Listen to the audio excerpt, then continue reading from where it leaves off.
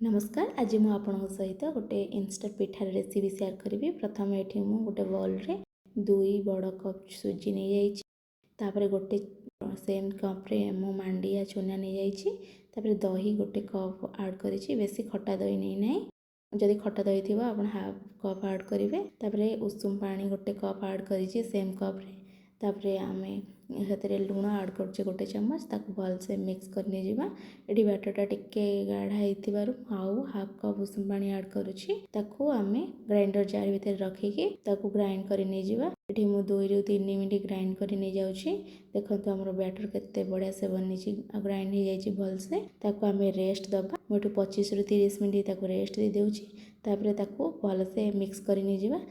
30 minute पर batter आमर ये बहलिया जाइए।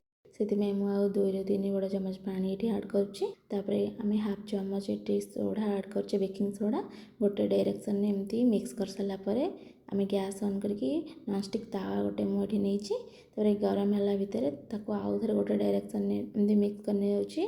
कारण आमर मांडियार चूना तले बसीज से मिक्स कर सारापर तेल पकईकी गोटे चम्मच चारिटे स्प्रेड करके आम बैटर दबा। घोड़े की 1 ରୁ 2 मिनट भितर मीडियम टू लो फ्लेम रे सिझाक दबा। देखो पिठा आमर केते जालीदार बनी। आप देखिए जानीपे तलटा टिके स्लाइड गोल्डन हो जाइए। आर पाखटा एमती लेउटे देवा। 1 मिनट सिझाक छाड़ा। देखो आमर पिठा ए बनी जाइए। एमती करके सबतक पिठा बन नहीं जाइए। देखो पिठा आमर केते सॉफ्ट आउ जालीदार बनी। मांडिया और सुजीर पिठा देखो पछपाख लेउटे देखा केते बढ़िया से बनी।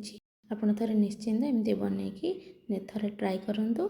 या मुझे राजमा तरकारी सहित आपको सर्व करुँच। आप जेकोसी चटणी सहित भी खाई पारे।